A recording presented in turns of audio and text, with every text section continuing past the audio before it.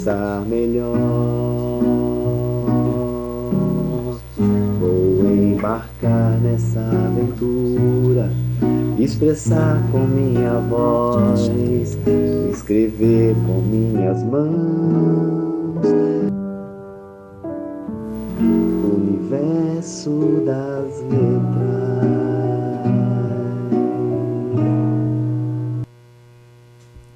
Olá, boa tarde. Meu nome é Tatiana Fazio e eu vou apresentar o Universo das Letras. Primeiramente, desejo agradecer aos parceiros Mobilitop, Letruque, Andréa Rebouças, Inspire, Arte e Sublimação, Fábula, Papelaria, Nilce Joias e Quality Lavanderia, prefixo 012. Muito bem. O tema do programa vai falar sobre a saudade daqueles tempos. Temos convidados especiais e com muita experiência, mas primeiro vamos falar e chamar a vinheta e a verdade. A vinheta da literatura vem despertar.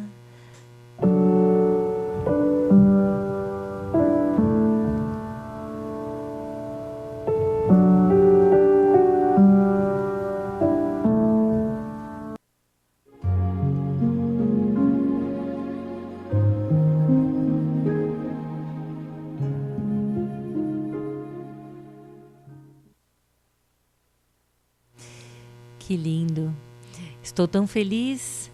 Já mencionei que eu participei de uma antologia chamada O Vazio e tive o prazer de escrever sobre a história de uma amiga, Elizabeth Nogueira. Quero ler um trecho do capítulo dela. Esse é o livro, a antologia. São vários autores e nós pudemos trazer para o papel experiências únicas. Editora Iluminari. Lindo, não? Vamos ver aqui o capítulo da Elizabeth Nogueira, que foi a inspiração para o meu escrito. O capítulo se chama 5 Irmãos. Capítulo 1, o acidente. Minha depressão começou cedo. Acho que sofro de depressão desde que nasci. Só não sabia exatamente o que era. Lá no fundo, achava que era pura frescura. Meu nome é Beth, sou de uma família com 5 irmãos. Infelizmente, para o meu azar, sou a mais velha. Sim, azar. Porque tudo que acontece até hoje, o filho mais velho é quem leva a culpa. Eu sou a caçula, não sei o que é isso. Mas olha, em alguns momentos inverte isso, hein? Mas tudo bem. Neste caso, sou eu a culpada de quase todos os problemas de casa. Meus pais são pessoas humildes, chegaram a passar por necessidade e não conseguiram sequer estudar. Quando meu pai pediu ao meu avô para estudar, levou uma bela de uma surra. Osvaldo era esperto, gostava de criar brincadeiras e já organizava e reunia os meninos na rua para brincar. Ele morava na roça e vinha de uma família grande. Seu pai, Manuel, era uma pessoa egoísta que não conseguia enxergar o que era melhor para seus filhos. Pensava na família, mas se resumia aos seus irmãos e pais. Osvaldo, um belo dia, chegou da rua perguntando para o seu Manuel por que ele não levava para a escola. Uma pergunta tão simples e inocente desencadeou um ódio sem igual. Apenas para ter uma ideia do que ocorreu, Manuel quase matou-o. Como isso não bastou, Manuel fez Osvaldo Oswaldo trabalhar para que seus irmãos pudessem estudar. Oswaldo, com 9 anos, já trazia o sustento para a família. Sempre tivemos uma vida bem difícil e ainda não é fácil. Aliás, nada vem fácil para nós. É isso. E Oswaldo se casou cedo, conheceu uma moça forte, de cabelos morenos e olhos amendoados. Eles tiveram 5 filhos. E fica aqui um trechinho, um pedacinho dessa história, para despertar sua curiosidade. Acesse Editora Luminari e adquira O Vazio. Experiência única, uma escrita única, com autores únicos. E hoje temos um autor de longa data, uma história que vale a pena ouvir. Então escute com atenção a história do seu José Lopes Lisboa. E eu vou dizer primeiro como que ele chegou aqui no Universo das Letras. Ele tem acompanhado o nosso programa, curtiu na página do Facebook, comentou nos nossos posts e eu percebi que a sua escrita decorria como poesias e entrei no perfil dele e tive a grata surpresa de ver seus escritos e gosto de compartilhar coisa boa com você. Então vamos ouvir José Lopes Lisboa.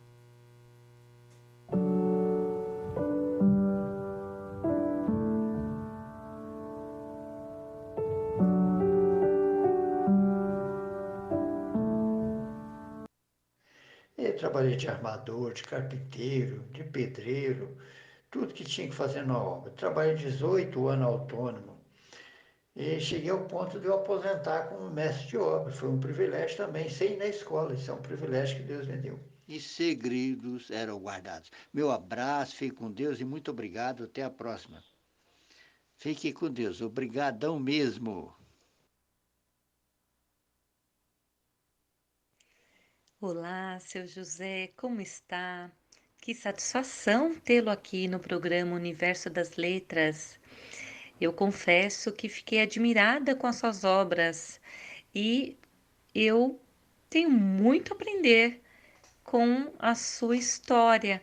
Gostaria que você falasse um pouco da sua trajetória. De forma resumida, sei que em poucas palavras é muito difícil resumir uma vida, mas eu acho tão importante conhecer um pouco de você, até para inspirar outras pessoas. Quem sabe outros escritores possam despertar essa habilidade na revelação do ser para a escrita. Muito obrigado mesmo. O prazer é todo meu. Feliz em receber o seu convite, poder participar do seu programa e falar um pouco da minha história para aquelas pessoas que às vezes ficam assim pensando, por que as coisas não acontecem? Mas tudo tem o seu tempo. E minha história foi mais ou menos assim. Eu fui criado no interior do Espírito Santo, fui criado por meus avós maternos.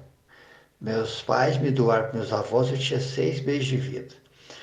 E fiquei com meus avós até os 8 anos. Consegui fazer o primeiro ano numa escola que era um galpão da Igreja Batista em Monte Carmelo, no Espírito Santo. E meu avô resolveu me devolver para meus pais biológicos. Aquele tempo era assim, fez uma carta, pôs minha roupinha no embornal, mandou entregar a carta para o meu pai. Mas só que para mim, meu pai era meu avô. Então foi um momento bem confuso, mas como criança absorve as coisas, fui absorvendo isso também. Passou os anos, com 11 anos de idade, infelizmente os meus pais se separaram e eu fiquei lá no interior. Nós eram 4 irmãos, cada um foi para um canto, e eu fiquei no interior do Espírito Santo, fiz muitas amizades e o tempo passou. Só que voltar para a escola não foi possível, porque quando eu fui morar com meus pais biológicos, mudou para longe da escola, não tinha como. Depois eu comecei a trabalhar para as pessoas, trabalhava na roça, não tinha horário para começar nem para terminar o dia. E aquilo rompia o dia todo, trabalhando duro na roça. Quem viveu na roça sabe como é que é a história de roça. Antigamente, hoje é mais moderno, né? Mas tudo acontece na vida da gente no tempo certo. Aos 18 para 19 anos, vim para Belo Horizonte. E aqui eu comecei a trabalhar. Como eu não tinha instrução nenhuma, só tinha o primeiro ano de grupo escolar na roça, né? Comecei a trabalhando em construção civil. E mantive meu tempo profissional todo na construção civil. Trabalhei de ajudante uns 4 meses, fui classificado. E trabalhei de armador, de carpinteiro, de pedreiro, tudo que tinha que fazer na obra. Trabalhei 18 anos autônomo e cheguei ao ponto de eu aposentar como mestre de obra. Foi um privilégio também, sem ir na escola, isso é um privilégio que Deus me deu. E depois de aposentado, os 3, teve meu casamento, né? Casei com a Teresa do Bravo Lisboa, casei lá em Mantena. E tivemos 3 filhos maravilhosos, hoje são todos formados. Então, depois que casou meu filho caçula, a minha esposa tinha um fundamental e ela queria estudar.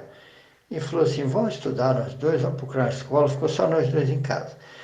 Ela foi procurar a escola, só que conseguiu. Eu não estava querendo não, que eu já estava velho, achava que não era o momento, cabeça branca lá na escola, pensando que a turma ia ficar me zoando, né, como a gente fala. Mas a minha esposa, não, você é inteligente, vai dar tudo certo. E é que deu certo. Ela procurou a escola para mim e para ela. Só que nós fomos estudar em locais diferentes, que ela tinha, a metade da formação dela já tinha, eu não tinha nada, eu estava com o primeiro ano. Então ela conseguiu, foi estudar numa escola que bem conhecida, Efigênia Vidigal, devo muito a essa escola e aos seus profissionais que trabalharam comigo. Eu com 59 anos de idade, saí aos 8, voltei aos 59, quer dizer, fiquei 51 anos fora. Mas com tudo tem seu tempo. Um dia eu estava meio chateado que muitos adolescentes na sala, muita brincadeira desagradável, eles não obedeciam professoras. Então aquilo me mexia comigo, que eu tinha uma outra formação, né, do interior. Mas fui falar com a coordenadora, não, você vai fazer sua história nessa escola. E a mulher foi uma profeta, Elisa, não esqueço o nome dela. E eu comecei a estudar e peguei gosto pela literatura. Surgiu a oportunidade de escrever alguma coisa para o jornalzinho da escola. Teve uma interação também entre alunos, escrever carta para alunos. Eu escrevia e respondia, alunos e professores, todos interagindo através de cartas. Isso foi também pegando gosto para escrever. E no jornalzinho eu tinha a oportunidade de escrever um artigo contando a minha satisfação de estar na escola depois da certa idade. Então, o artigo foi publicado e a minha foto, eu vi as pessoas na rua aqui no meu bairro e falavam, você é o que naquela escola? Eu era um aluno da quinta série, que eu fui classificado para a quinta série porque eu tinha informação, mas não tinha formação. Então, comecei, saí do primeiro para o quinto, para a quinta série. Terminei com 3 anos, fiz o fundamental. Com 2 anos fiz o ensino médio. E isso eu entrei em 2007. 2009 foi a formatura. 2010, 2011 fiz o ensino médio. Fiz a prova no Enem. Fui aprovado para receber, consegui uma bolsa para cursar letras. Com 64 anos comecei a cursar letras. Mas eu tinha problema de coração sério, tenho até hoje, faço meus tratamentos, meus controles. Então, eu já tive 4 infartos. Naquele ano 2012, eu tive 2 infartos. E tive que parar tudo, trancar a matrícula e parar de estudar. Mas eu continuei escrevendo. Para minha felicidade, na minha formatura foi no dia 11 de dezembro de 2009, eu estava fui escolhido pela turma para ser orador. A minha esposa e minha filha fizeram uma surpresa excelente para mim, porque eles criaram um blog, eu escrevi as matérias da escola, depois de aprovado e corrigido, eu postava no blog. O blog chamado, tem o título de Mestre Zezinho, está até hoje no Facebook, lá no Google, é só abrir lá que vai achar, Mestre Zezinho. Então, a minha filha e minha esposa juntou aqueles textos e fizeram um livreto para mim, com 28 páginas. E eu tive a oportunidade, no dia da minha formatura, eles me entregaram o pacote com 50 exemplares. Aí eu quebrei todo o protocolo, distribuí livros para os professores, para os alunos, e daí para frente não parei mais de escrever. Então eu já publiquei 5, 6 trabalhos com direitos autorais e mais de 13 trabalhos, assim, encartes, como homenagem a pessoas que pedem para fazer uma homenagem. Então é isso um pouco da minha história. Mas gostaria de falar isso pessoalmente, assim, para uma plateia maravilhosa. Eu já tive a oportunidade de fazer palestra na minha própria escola. Foi uma honra muito grande. Como está sendo uma honra para mim poder narrar esse fato da minha história para você levar no seu programa. Desculpe tomar o seu tempo, já estou quase inteirando 8 minutos que eu estou falando. Me desculpa porque eu começo a falar, a inspiração vem e a gente vai soltando, né? Ainda fica muita coisa para contar depois. Depois eu falo mais, tá bom? Um abraço, foi um prazer conhecer o seu trabalho. Eu compartilhei lá e para falar com você. Acabei de escrever um poema usando a imagem, que o próximo livro vai ser A Imagem e a Poesia. Eu vou encaminhar no seu mural, acho que você vai gostar. Um abraço, fica com Deus e muito obrigado por esta oportunidade de mostrar um pouco da minha história. 8 minutos já se foram. Abraço. Seu José, que honra recebê-lo aqui no Universo das Letras. Fico emocionada com a sua história e posso dizer que me remeteu a lembranças lindas da minha infância com os meus avós. Gratidão. E você vai receber um mimo do programa, uma caneca vermelha que representa a literatura. Faço questão também de divulgar os seus trabalhos na página do Facebook do Universo das Letras. A Rádio TV Imprensa agradece a sua participação e em breve teremos oportunidade de tê-lo novamente aqui no programa, de modo que a gente possa projetá-lo na tela e fazer uma entrevista com um público muito maior. Gratidão.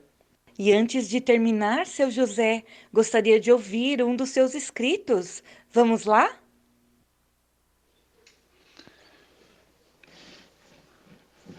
Foi um prazer enorme participar do seu programa e poder deixar algo aqui para os seus ouvintes. Eu sei que é muito importante o que a gente escreve. A literatura fala de acordo com o sentimento de cada um. É assim que eu imagino e é assim que eu expresso.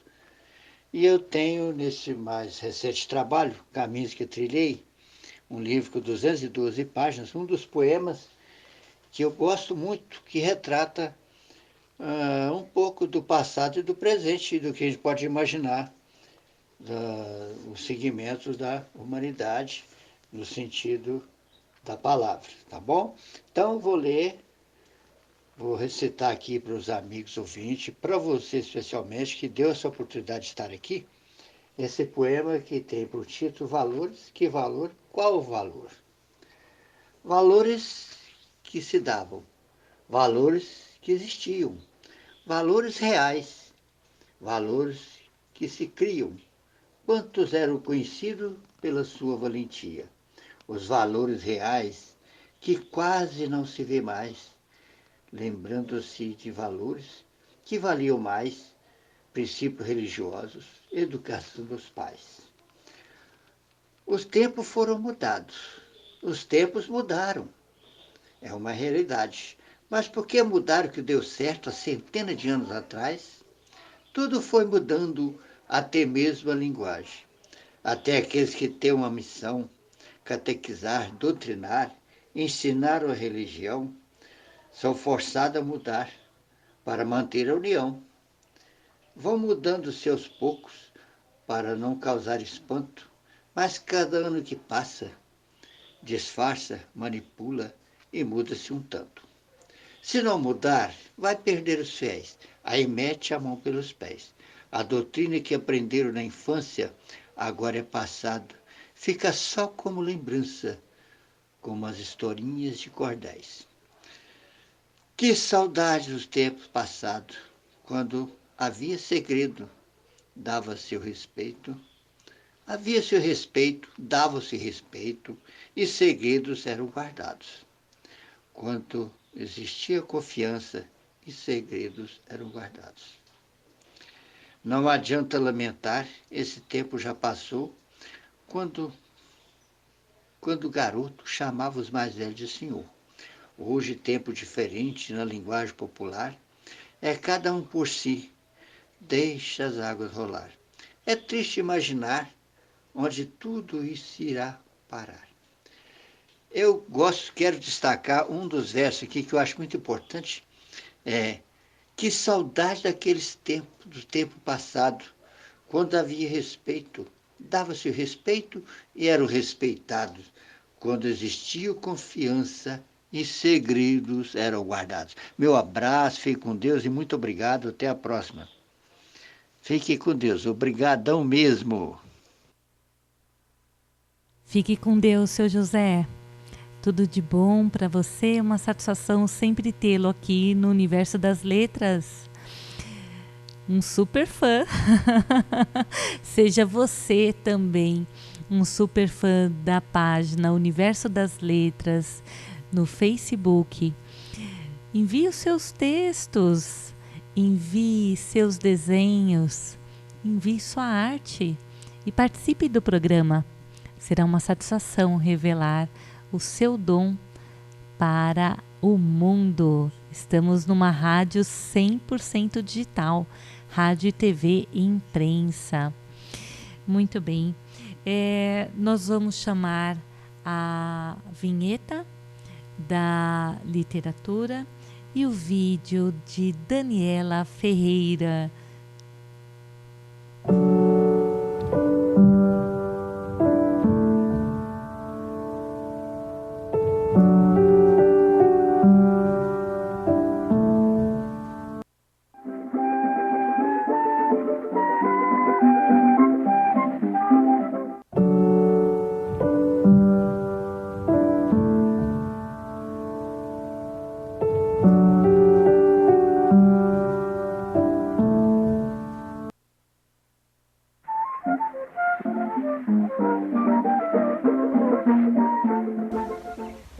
Bom dia, pessoal, tudo bem? Eu me chamo Daniela, sou pedagoga e sou responsável pelo Espaço Brincar. Nós estamos lendo aqui no canal do Espaço Brincar no YouTube o livro Crianças Famosas, na verdade essa coleção Crianças Famosas, e hoje eu vou contar a história para vocês do Santos Dumont. Quem foi Santos Dumont? Tem muito a ver com a nossa história, né? A história da cidade de São José dos Campos. E o livro é dedicado a todos que conquistaram seus sonhos. Era o dia do aniversário de seu Henrique, mas Dona Francisca, sua esposa, estava muito ocupada.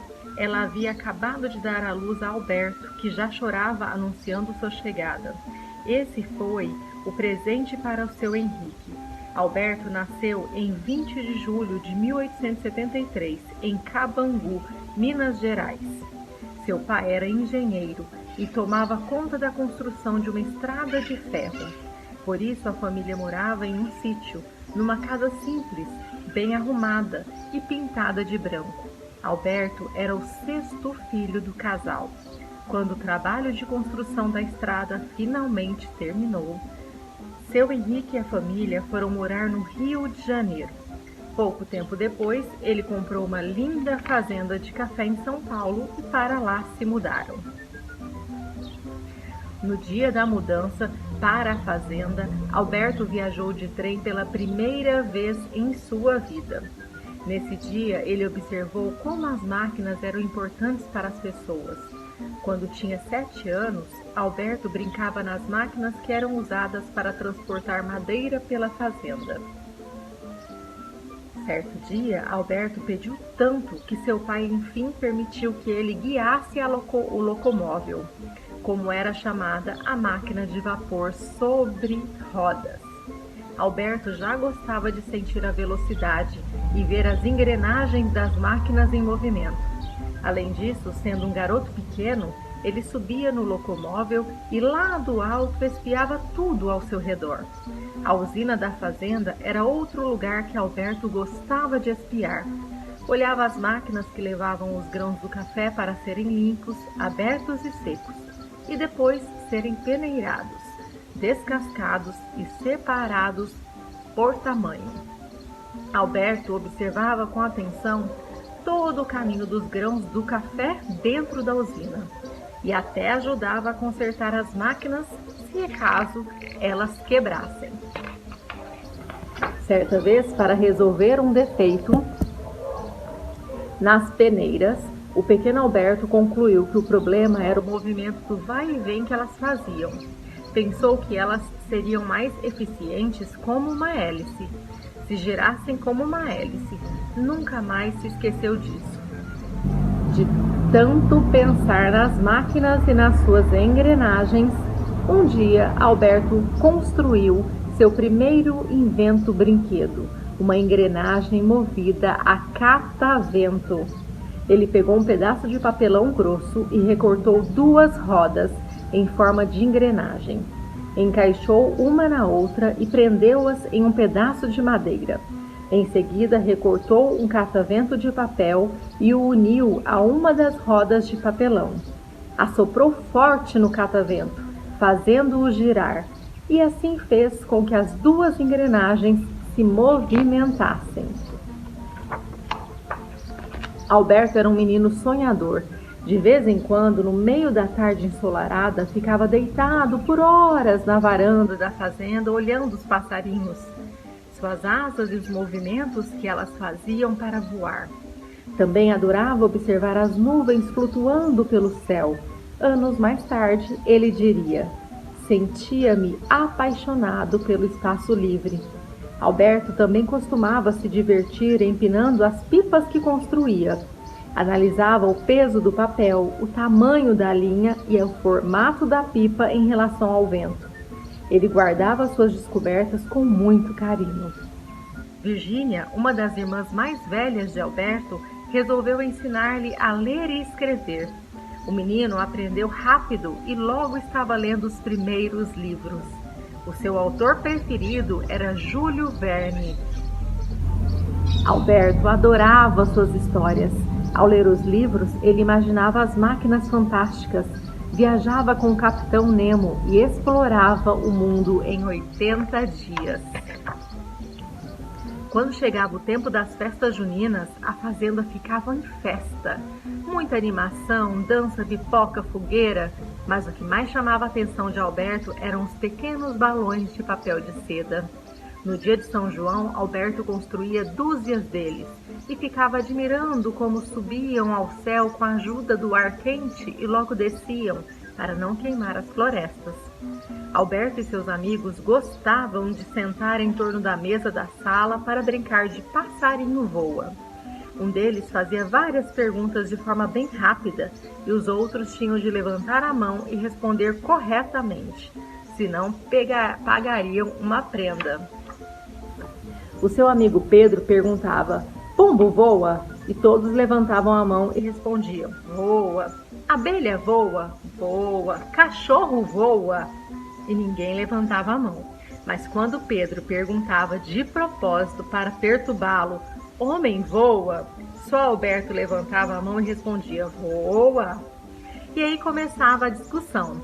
Ele não aceitava pagar a prenda de jeito nenhum. Não se importava que seus amigos dessem risada dele.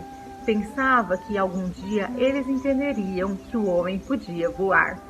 E era isso que importava para Alberto. Quando a brincadeira acabava, Alberto saía pelo terreiro para encontrar pequenos pedaços de bambu. Trazia-os para casa e os cortava em pedaços menores. Depois procurava uma tira de borracha na despensa da casa. Cortava um pedaço e a enrolava. Prendia o pedaço de bambu na tira enrolada e o atirava para longe, tal como um estilingue.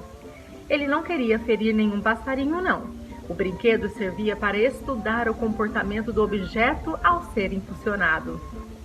A borracha funcionava como um propulsor para a pequena aeronave de bambu. Alberto analisava o seu peso, como melhorar o voo e até o tamanho da tira de borracha. Ele se divertia construindo seu brinquedo várias vezes e modificando o que fosse necessário. Anos mais tarde, o bambu seria um dos materiais preferidos para construir seus aeroplanos. Alberto adorava o movimento e a velocidade. Um dia sugeriu à irmã mais velha que lhe emprestasse uma de suas bonecas. Queria abrir a boneca e colocar uma engrenagem dentro dela para movimentar os braços e as pernas, para fazê-la andar. Não conseguiu convencer a irmã e lamentou ter de desistir da sua ideia. No final da tarde, seu Henrique costumava ter longas conversas com seu filho. Alberto aprendia muito com seu pai, um homem inteligente e trabalhador. Conversavam sobre as experiências feitas em balões na Europa. Seu pai dizia que voar em balões era muito perigoso, mas Alberto não desistia de sonhar. E mesmo sabendo que para voar ele deveria ter segurança e cuidados conseguidos com muito estudo e pesquisa. Alberto foi então estudar em um colégio em Campinas. Durante as férias, sempre voltava para sua fazenda e se divertia dirigindo a locomotiva da estrada de ferro que seu pai construiu dentro da fazenda. Já tinha 12 anos de idade e viajava como maquinista por mais de 30 quilômetros. Ficava pensando sobre a lentidão do trem, devido ao grande tamanho e ao peso da locomotiva. Pensava que deveria existir algo mais eficiente e mais fácil de manejar. Alberto não tinha medo e era um rapaz arrojado, apesar de franzino e tímido. Certa vez passeava com as duas irmãs. Ele ia a cavalo e as garotas em uma charrete. De repente, o cavalo da charrete se assustou e saiu em disparada. As garotas gritaram pedindo ajuda. Alberto acompanhou a correria com o seu cavalo e alcançou as rédeas do animal fujão. Conseguiu brecar a charrete e salvar as irmãs. Depois de Campinas, Alberto foi estudar em 2 escolas na cidade de São Paulo. E foi nessa cidade, aos 15 anos de idade, que ele viu pela primeira vez um balão esférico levantar voo. Era o seu grande sonho, bem ali na sua frente. Alberto queria construir os seus próprios balões, e eles não seriam pequenos e feitos de papel de seda. Alberto sonhava construir balões enormes que pudessem ser dirigidos para onde o piloto quisesse. Ele gostava de resolver os problemas e as situações difíceis. O desafio de descobrir soluções para os problemas fascinava-o. Seu pai percebeu a sua capacidade e o mandou estudar mecânica em Paris, pagando seus estudos e sua moradia. A partir daí, Alberto Santos Dumont não parou mais de estudar e de construir os seus sonhos. Alberto Santos Dumont inventou o menor balão do mundo, batizado de Brasil. Inventou o balão dirigível. Construiu o primeiro avião que conseguiu levantar voo por conta própria, o 14 bis. Descobriu e usou pela primeira vez os ailerons, lemes, no aeroplano. Inventou relógio de pulso, construiu o primeiro hangar para guardar aeronaves, inventou um motor para ajudar esquiadores e também um arpão salva-vidas. Inventou a asa delta e a hélice. Construiu o Demoiselle, um pequeno e prático aeroplano. Gente, não é muito legal a história de Santos Dumont? Quem conhecia, né? É muito legal. Esse livro, então, aqui, Santos Dumont, Crianças Famosas. A gente pode entender um pouco da infância do Santos Dumont e tudo que influenciou, né? Para que ele escolhesse e que ele fosse estimulado desde pequeno as suas construções, aí a fundo nos sonhos, no que ele sonhava. Então agora eu convido a vocês a, se não viram ainda, procurem aí na internet, ver se o papai ou a mamãe, ou o vovô ou a vovó tem um livro, uma reportagem, algum jornal, alguma revista que tenha a imagem do 14 bis para que vocês possam ver. E quem for aqui de São José dos Campos, tem muitos lugares que a gente pode conhecer. Tem uma praça aqui e um parque que chama Parque Santos Dumont. É um lugar muito legal. Então quem puder visitar, quem for aqui de São José dos Campos, ou quem não for e quando passar a pandemia quiser vir a São José, né, essa cidade que representa tanto para Santos Dumont. Um beijo grande em vocês, espero que vocês tenham gostado. Curta o canal do Espaço Brincar, se inscrevam no canal se vocês ainda não se inscreveram. Sigam a gente no Instagram e no Facebook. Um beijo em vocês.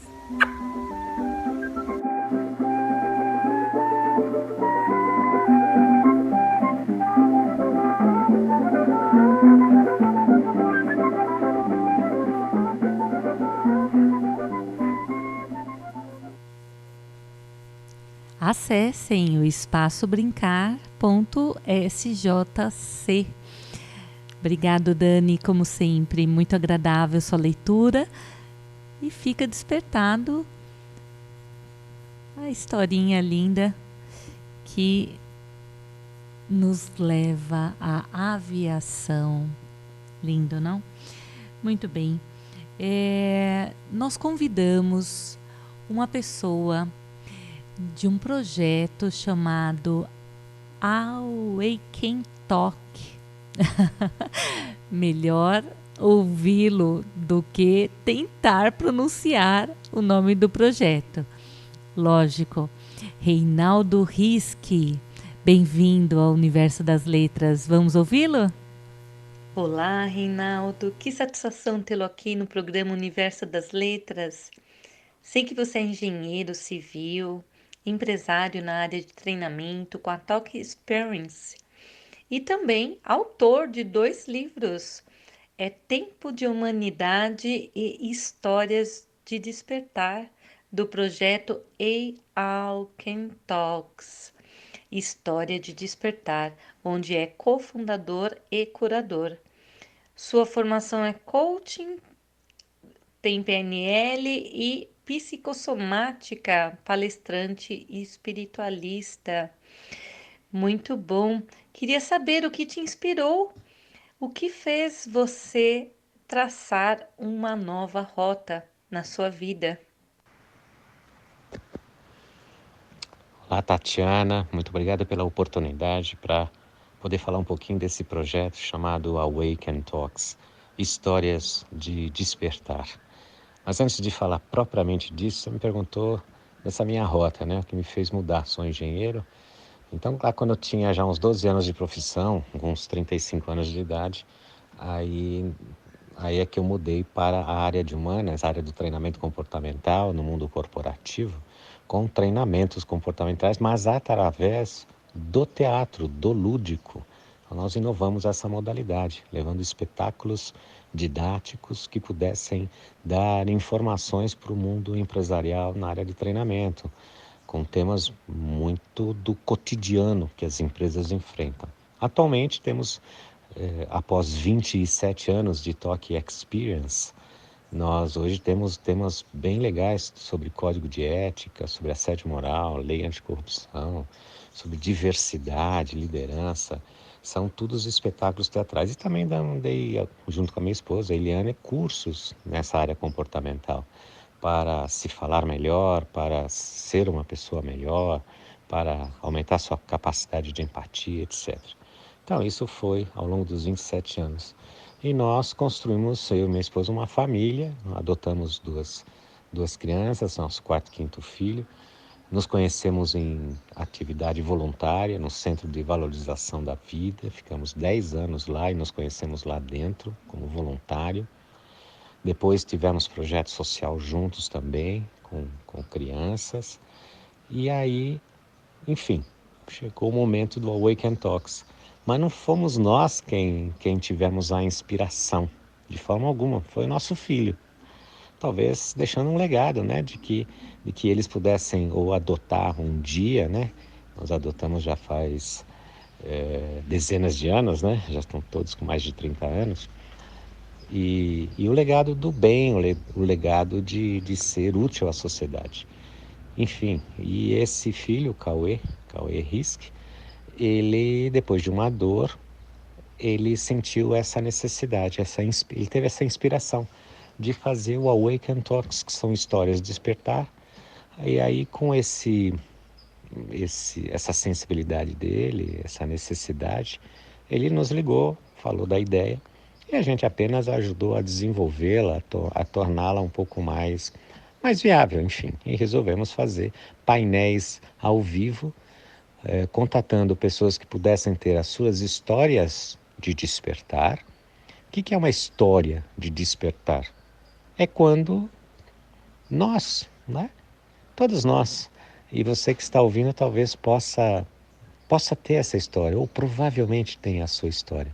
É o seu momento, aquele momento em que você dá uma virada numa crença, você dá uma virada numa maneira de ser, maneira de pensar, e faz você alguém melhor, né? Na qual você supera uma dificuldade pela fé, supera a dificuldade pelo amor, supera através da dor, naturalmente.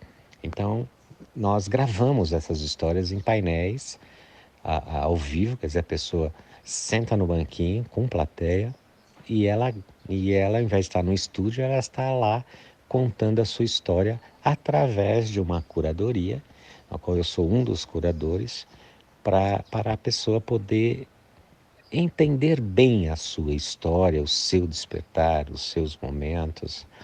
E aí ele constrói essa história contada aí em 10, 12, 15 minutos de duração no máximo. E o Cauê, ele teve uma separação, e ele conta isso, está em vídeo, a história dele, que ajudou ele a despertar até para o Awaken também, porque ele não estava contente com a separação na época, claro, né? Tem uma dor. E aí ele tentou procurar na internet coisas que pudessem acalentá-lo em termos de vídeos, né?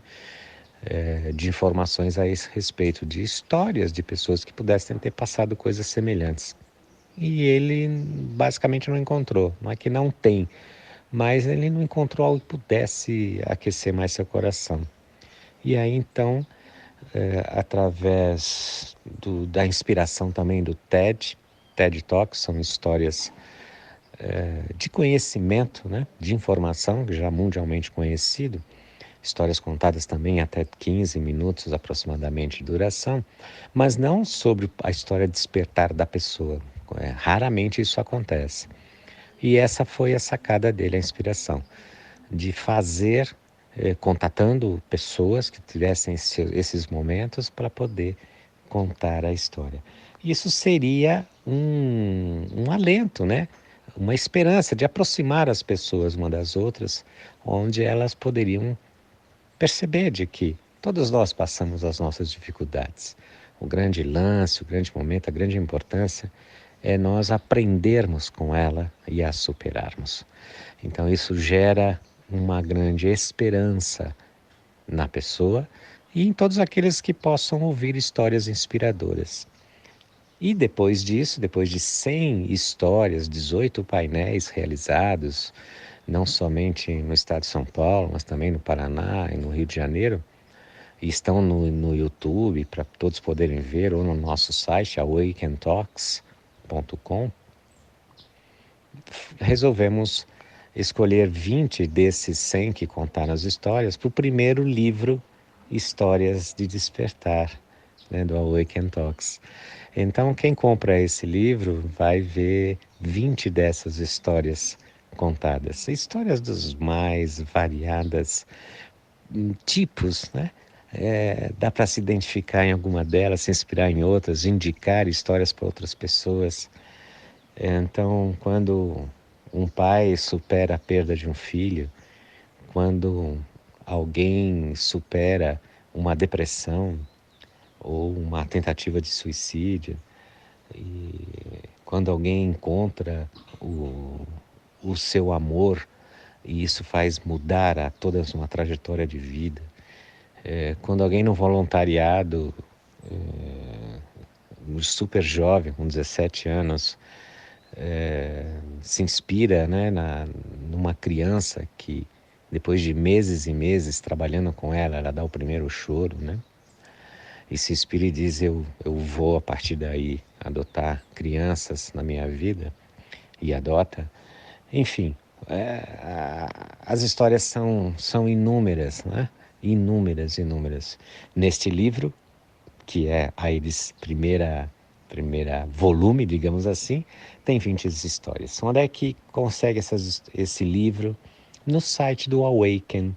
Awaken é AWAKEN, awakentalks.com. E lá você pode ver histórias e pode comprar o livro, inclusive em PDF.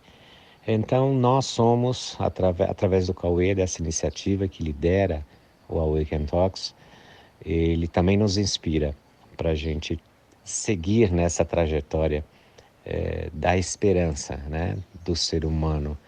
A gente não tem muitas inspirações fáceis de se encontrar por aí.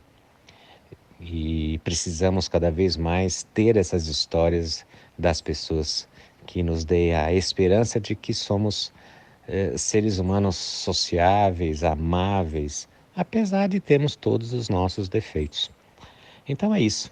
awakentalks.com, acessem, vejam as histórias, sintam e sejam pessoas esperançosas, a começar por nós, né? A gente quer mudar o mundo, como diz o Gandhi, que a mudança começa em nós. E se você tem uma vontade de contar a sua história, o seu despertar, entre em contato conosco também no site Awaken. Awaken Talk. Entre no site. Depois eu vou colocar também no Universo das Letras para que vocês possam acessar e compartilhar a sua história. Por que não perpetuar esse seu escrito, essa sua escrita, essa sua vivência? Muito bem. O programa está quase terminando e nós trouxemos uma entrevista linda com a Carla Caramujo e João Guilherme Ripper, Cartas Portuguesas. Essa entrevista é do legado de uma freira, Mariana Alcofarado. E eu posso dizer que realmente estamos no final, mas eu acabei de receber uma correspondência, eu quero abrir. Ai, que legal! É de Terezinha! Ela esteve conosco aqui no Universo das Letras. Terezinha, vamos ver o que você mandou para nós. Puxa vida, amei! Peraí. Puxa vida, olha o que eu vou fazer no meu final de semana. Da informática à tecnologia da informação, jornalistas contam sua história. Essa daqui é da Priscila, a filha da Terezinha. Espero que você possa apreciar as histórias de 30 jornalistas sobre a evolução tecnológica. Um grande abraço. Obrigado, Pri. Vou ler no final de semana. O livro das cartas. Esse daqui foi com a participação da Terezinha. Vamos ver se eu recebi a dedicatória. Tatiana Fazio, melhor que ler é escrever. Escreva, pois a escrita é terapêutica e curativa. Você é forte. Você é fonte de inspiração. Felicidades mil. Carinhosamente, Terezinha. Que lindo, obrigado. Como sempre, um amor de pessoa. Estamos aqui, então, com um livro da Liberty Books.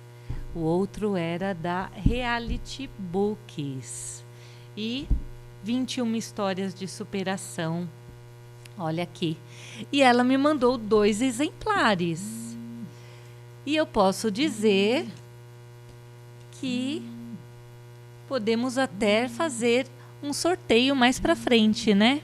Esse é um livro da Liberty Books, 21 histórias de superação. Também tem uma dedicatória, mas fica para o próximo episódio. Muito bem. Então vamos lá? Cartas Portuguesas, uma ótima tarde. Eu conheci as cartas de Mariana Coforado em 2016, quando eu estava aqui em Portugal para a produção da minha ópera Onyama no Festival Terra Sem Sombra. E o diretor do festival, José Antônio Falcão, é um grande especialista do patrimônio do Alentejo, me falou do convento de Beja e a sua moradora mais famosa, Mariana Coforado. Assim que eu voltei a Lisboa, eu comprei o livro Cartas Portuguesas, né, e me encantei e vi um grande potencial para, eventualmente, um monodrama. Isso ficou guardado até 2018, quando o diretor artístico da Fundação Orquestra Sinfônica de São Paulo me encomendou uma obra para uma soprano, especificamente para uma soprano e orquestra, e eu disse, então, olha, eu já tenho um título, que são as Cartas Portuguesas. Ele falou, olha, é perfeito, porque isso é uma coencomenda com a Fundação Gulbenkian de Lisboa.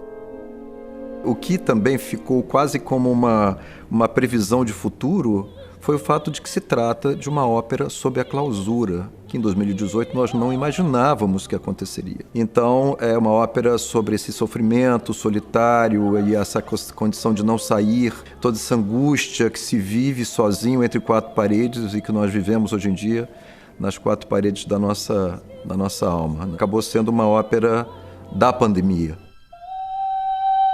Eu gosto muito da escrita do João Ripper, não é a primeira obra que eu canto dele. Eu conheci a sua obra ao fazer Onyama no Festival Terras Sem Sombra em 2016. Mais do que pensar na cantora que está em cima do palco sozinha, sobretudo encarnar Mariana Alcoforado foi viajar no tempo e encarnar uma personagem da nossa literatura, da nossa história, que é a encarnação da solidão, do silêncio entre quatro paredes e de uma mulher que cresce nesse confinamento, nessa solidão, vive uma grande paixão e que evolui para ser uma grande religiosa, porque ela foi a Madre Superiora do convento de Beja e viveu muitos anos. Aliás, ela teve uma vida muito longa para uma mulher do século XVII. Portanto, ela entrega-se à religiosidade depois de viver um grande amor, sufocar todas as suas mágoas e transcender-se para além desse grande amor. É uma viagem, sobretudo, ao âmago dos sentimentos femininos, ao âmago dos sentimentos mais profundos e humanos, o desespero, a saudade, o prazer, o relembrar do prazer, da proximidade. É muito bonita a obra quando descreve os beijos, os momentos de carinho entre ela e o Noel, mas o Noel foi embora e não volta mais, e ela sabe isso, e a partir desse momento ela vai viver em isolamento total, num convento onde entrou aos 12 anos. Ela não conhece a realidade exterior e ela torna-se uma mulher extremamente forte, uma grande personalidade dentro daquele confinamento, vivendo consigo própria, com os seus medos, com as suas paixões, com os seus recalcamentos, com todos estes sentimentos. Lá em São Paulo, nós realizamos a obra, mas ainda não era permitido o público na sala de concerto. Quando terminou, eu disse assim, olha, é um silêncio ensurdecedor, porque se cai num vazio, com toda a alegria de ter realizado, mas se cai num vazio que é uma coisa, é opressor, de certa forma. Então aqui é uma experiência diferente. Poder fazer para o público é, para mim, uma coisa diferente. Não é pior nem melhor, é uma situação diferente, a possibilidade de chegar ao público, que é o objetivo, né, de todo compositor, de todo criador. Sinto que é um grande privilégio para mim neste momento, dada toda a conjuntura da pandemia, em primeiro lugar poder estar em palco a fazer música, a exercer a minha profissão, não estar confinada mais uma vez em casa. Por outro lado, poder passar a minha arte ao público e desta forma em que eu sou a Mariana Alcoforado, a personalização da solidão, do confinamento, da ausência de contacto físico, que é tudo aquilo que nós estamos a viver. E, efetivamente, a arte é muito importante neste momento. A arte é aquilo que vai permitir com que as pessoas tenham algo mais para viver. Não podemos cair numa idade de obscurantismo. A arte é o que nos vai salvar disso mesmo, não podemos retroceder na história.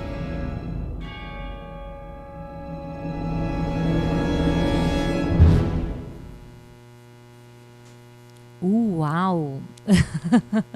Vale a pena assistir Cartas Portuguesas. Eu estava aqui folheando uma pasta a qual eu tenho há mais de 20 anos. Não sou acumuladora, hein? Mais de 20 anos. E me deparei com uma inscrição. É do 3º Prêmio Visa de MPB, edição de compositores. E no dia 23 de fevereiro de 2000, eu fiz essa inscrição com 10 composições minhas.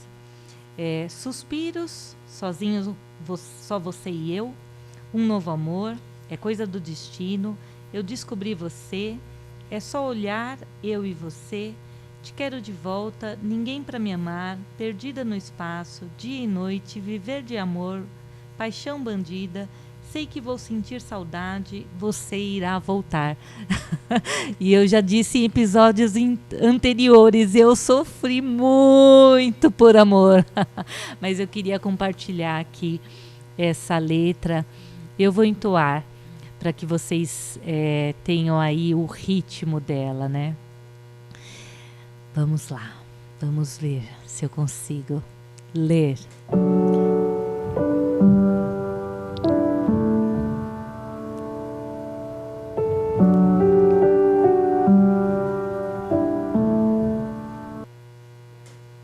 Um novo amor. Eu procuro uma pessoa que me dê muito carinho, com uma alma boa para dividir o meu cantinho, que me faça confiar e me dê segurança. Eu tenho tanta esperança, eu irei encontrar. Pois eu não quero mais viver na solidão.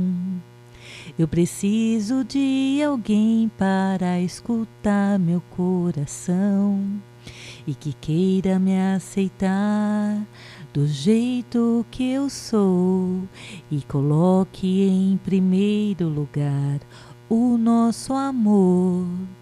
Não importa o que eu já fiz, o meu passado já se apagou. Eu só quero encontrar um novo amor. Eu preciso de alguém que queira estar do meu lado, que saiba criticar e ao mesmo tempo elogiar. Alguém que sente saudade quando eu não estou por perto, que se sente pela metade, pois eu completo. Que queira começar tudo de novo, pois não existe outra solução para esquecer o que passou. Nada melhor do que um novo amor. É isso. E aqui fica uma letra inspirada há 20 anos atrás, o túnel do tempo.